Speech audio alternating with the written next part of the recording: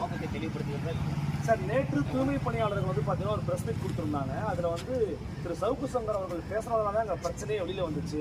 அவர் வீட்டில் நடந்தது மோசமானது, அதில் நாங்கள் யாருமே பங்கு பெறலை அப்படிங்கிறத சொல்லியிருக்கிறாங்க. குறிப்பாக அந்த பிரச்சனையை வந்து தனியார் மயமாக்குறாங்க அரசாங்கம். 4 வருஷமாக சொன்ன வாக்கு நிறைவேற்றுறேன்னு சொல்லியிருக்கிறாங்க. அவங்களோட கருத்தை எப்படி பார்க்குறீங்க சார்? நான் இத்தனை நாட்களாக என்ன பேசிக் கொண்டிருந்தேனோ, தூய்மை பணியாளர்கள் இழிவாக்கெல்லாம் நான் பேசிவிட்டேன் என்றெல்லாம் சொல்லிதான் என் வீட்டில் நடந்த தாக்குதலை சிலர் நியாயப்படுத்தி கொண்டிருக்கிறார்கள்.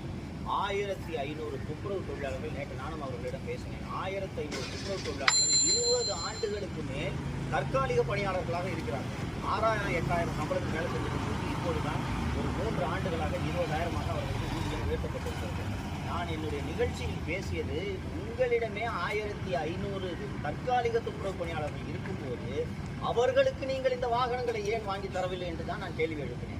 ஏன் இந்த வாகனங்களை பெரும் பயனாளிகளை கண்டறிவதற்காக செல்வ பெருந்தகை பரிந்துரைத்த தனியார் நிறுவனத்தை ஏன் தேர்ந்தெடுத்தீர்கள் என்பதுதான் என்னுடைய கேள்வி. ஒரு தனியார் நிறுவனத்தை தேர்ந்தெடுத்து அவர்கள் மூலமாக நீங்கள் இந்த திட்டத்தை செயல்படுத்தியது தான் ஊழலுக்கு வழிவகுத்திருக்கிறது என்பதை தான் நான் சொன்னேன். அந்த துப்புரவு தொழிலாளர்கள் என்ன கேள்வி எழுப்புறாங்க? தற்காலிக பணியாளராக நாங்கள் 1500 பேர் இத்தனை வருஷமாக வேலை செஞ்சுருக்கோம், நீ எனக்கு ஏன் வண்டி கொடுக்கல என்று கேட்கிறார்கள்.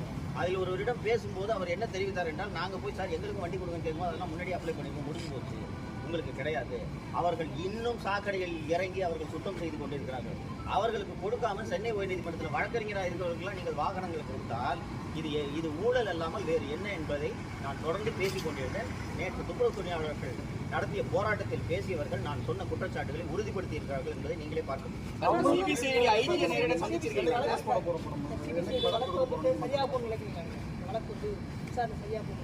100% இந்த விசாரணையை சிபிசிஐடி சரிவர நடத்தும் என்ற நம்பிக்கை எனக்கு துளியும் இல்லை. ஏனென்றால் இவ்வளவு ஒரு காக்னிசபிள் அஃபென்ஸ் நடந்திருக்கு, ஹவுஸ் பிரேக்கிங் நடந்திருக்கு, ரயட்டிங் நடந்திருக்கு, அன்லாஃபுல் அசம்பிளி நடந்திருக்கு.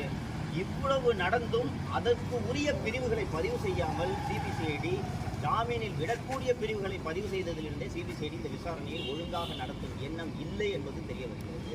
அந்த ஃபேஸ்புக்கில் லைவ் போட்ட வாணிஸ்ரீ விஜயகுமார் என்பவர் அவருடைய அலுவலகத்திலும் வீட்டிலும் இப்போதும் அவைலபிளாக இருக்கிறார். ஆனால் அவரை கைது செய்வதற்கு பதிலாக நேற்று சிபிசிஐடி அந்த 77வது வார்டு கவுன்சிலர் சுமதி புத்தநேசன் என்பவரின் அலுவலகத்தில் உதவியாளர்களாக பணியாற்றக்கூடிய ஒரு சிலரை மட்டும் கைது செய்து அவர்களையும் நேற்று இரவே ஜாமீனில் விடுவித்திருக்கிறார்கள்.